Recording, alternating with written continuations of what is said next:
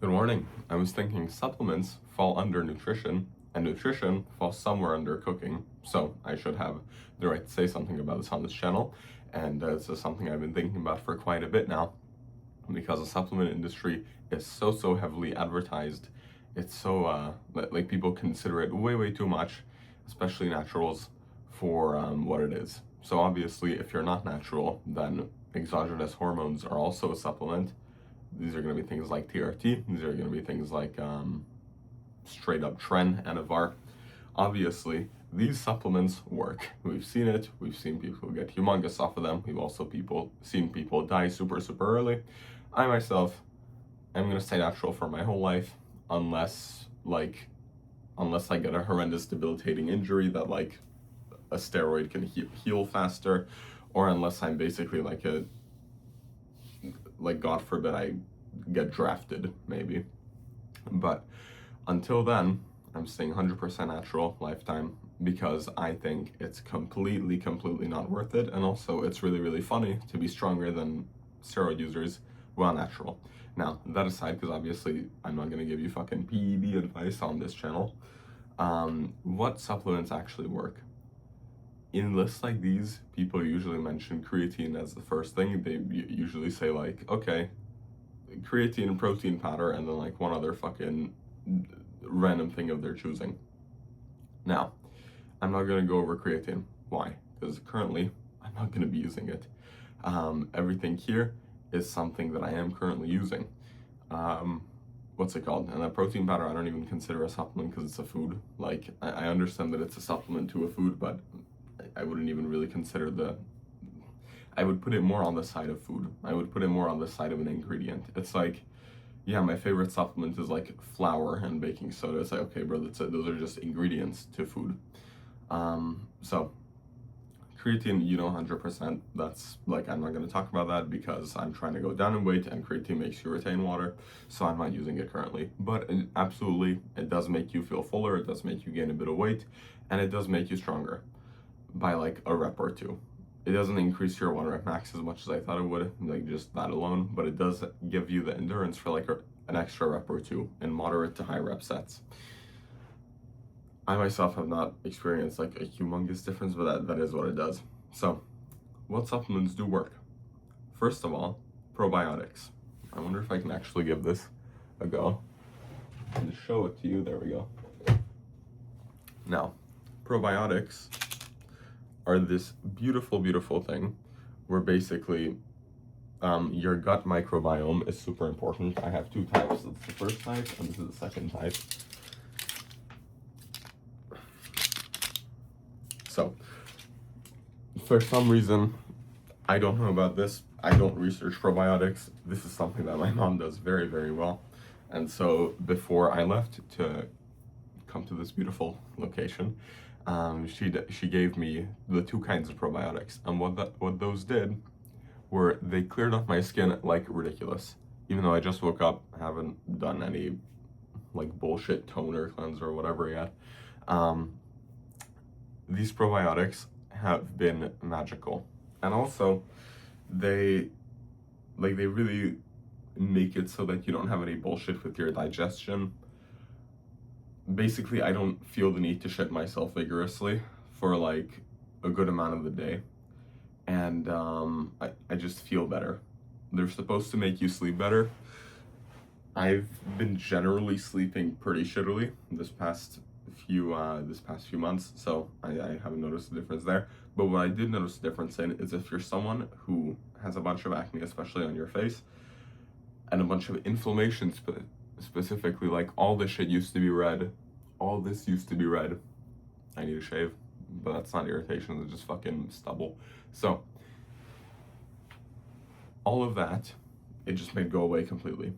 Obviously, you need to be not completely retarded with your diet, and you need to like do the basics of human life. But most people with acne do the basics of human life already. So when they see advice that's like, make sure you sleep 8 hours, and that's fucking, it's redundant because they already are doing that. So if you've been doing those things but you still have acne, you want to kill yourself in a video game. I don't know how much YouTube flags these things on So, whoops, maybe I shouldn't have said that, but basically, if you feel like just like hop it, like deleting out of this existence because you have acne and you're like, fuck me, this is awful, before signing up to Accutane, of which the side effects are literally like infertility, suicidal thoughts, brittle bones and joints, dry skin for life, maybe consider, and some people have no side effects, but I mean, I wish, but I find that really hard to believe. Um, do this at your own risk. All I'm saying is that before you're prescribed Accutane, you're given so much fucking paperwork that like removes the supplier of any liability that I don't think it's like, how could that be worth it? How could that be worth it, number one? And number two, if you can fucking do it naturally, just like with some other ingredient, then like, that's a way better deal in my opinion. And obviously, if nothing works, then your acne is horrendous and shit. Sometimes you have to, sometimes it's like an edge case scenario. So go ahead then. But here, as I'm thinking, or no, as I'm sitting here right now, these probiotic supplements have helped like immeasurably. So just go do your research and then buy some probiotics and eat them. So next supplement is going to be, actually the next supplements are going to be pretty tongue-in-cheek. There's one that I would like to get out of the way, and it's this MSM powder. MSM powder tastes like ass. It's so fucking bitter, it's so bad. It's also supposed to help you with joint pain. If you're an arm wrestler, you know that your elbows don't really like you, unless you JM press a lot. I need to start JM pressing more, but when I tried to incorporate them fully, there was a sharp pain over here, so maybe I should just go lighter, I don't fucking know. But basically, MSM powder is supposed to alleviate joint pain. What it is it's basically, what does it stand for? Methylsulfonylmethane. Cool. I don't know what the chemical composition of that is, but basically, this tastes like shit. It's like sulfur. It's some bioavailable form of sulfur, I'm pretty sure, which your body uses as like a building block to build up its fucking joints and connective tissues. Don't ask me how it works, but apparently it's supposed to work. Also, apparently it's supposed to take like a few months to take effect, and I've been taking it for like 2 weeks, 3 weeks, and then I stopped. I low-key stopped when I moved here, so for the past few days I just haven't been taking it at all because it's super shitty to get down. Like, you have to be at like 100% happiness level to even consider taking this, and then you start drinking and you're like, oh fuck. Okay, it's not actually that bad. It's only really bad if you take it in pure water. If you take it in any sweetened drink of your choice, which isn't the healthiest, but it is worth it to take this in like a fruit juice or something, or like a protein shake, because fuck me, is it like absolutely disgusting otherwise. So this one may be a thing, it may work, but I don't have the credentials to say it yet because I haven't been taking it for long enough. The supplements after this, I know for a fact, are gonna work. Number one is gonna be salt. A lot of people who don't lift eat a lot of salt and too much salt, and a lot of people who do lift don't eat enough salt. Especially if you exercise fucking heavily, the amount you sweat, the reason your sweat is salty is because your body literally excretes all the electrolytes. Sodium is an electrolyte, which means, I think what that means is that it can like pull water, it helps pull water into your body better, or it helps like do something with water, like it helps you do something. And there's also this mechanism in your body called the sodium potassium pump. I don't know the science of it.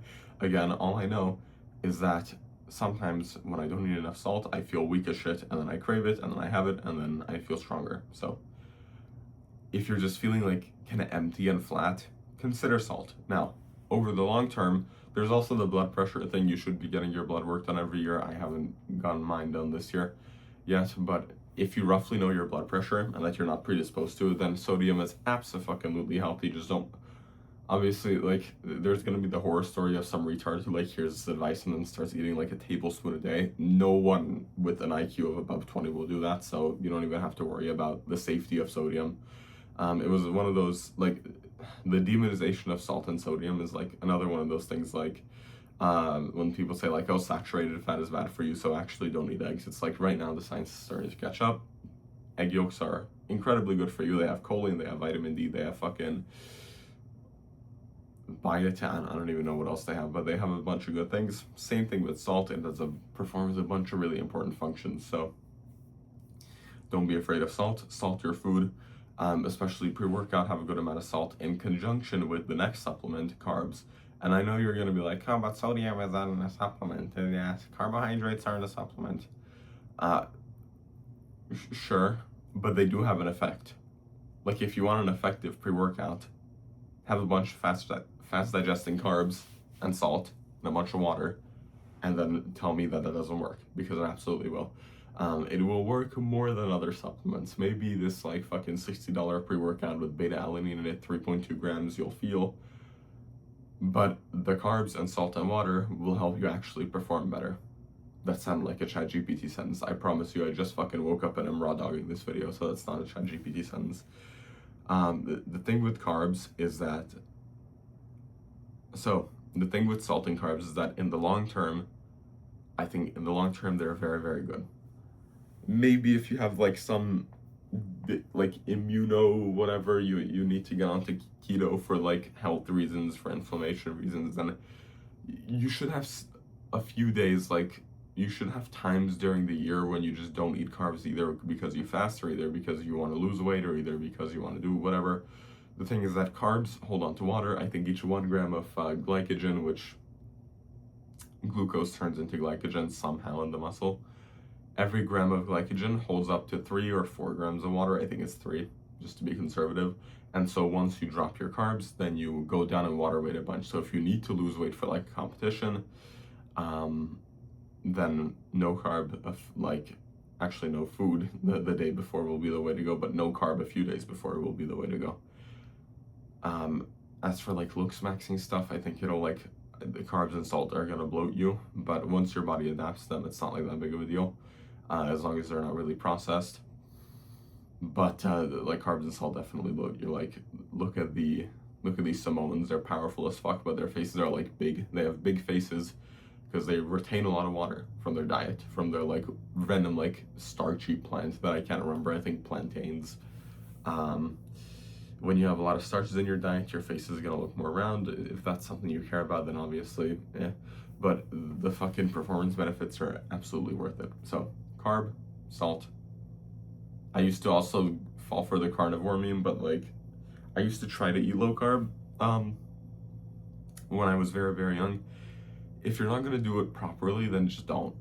If you're gonna follow it half-assed, if you're gonna follow the carnivore diet half-assed or like a keto diet, just don't. Just eat normally and then just cook for yourself and eat healthy foods, because like what if you're in ketosis, that's good and that has a lot of good benefits. If you're one of these fucking shitters like I was, who just don't eat much, and then but when they do eat, it's still like relatively like like not really specialized for either diet, that's not good. Just like if you're gonna eat the balanced food, then just have a good amount of them.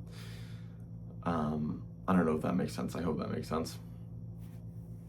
Like either do the diet that you're thinking about properly or don't do it. Don't half-ass it, because it's the worst. And then the last one is going to be caffeine. Caffeine definitely works. It gets you motivated, it gets you hyped. For me, it also makes me jittery and anxious. I know that's the case for some people, it's not the case for others. That like, it's a good pre-workout. And that basically gets us to the end. There aren't that many supplements which I would consider like super, super worth like, fuck yeah, let's go. So there's the MSM powder, which I'm still testing. There's the probiotics, which definitely works. And then creatine, which I'm not mentioning because I'm not taking it right now. And then carbs, water, and salt. A little bit of a rage bait list, but it's honest. Like that is what works and that is what I take. So thank you very much for watching, and then enjoy. Hopefully I'll have like more proper cooking related stuff coming out soon, because this is more of an abstract conceptual video.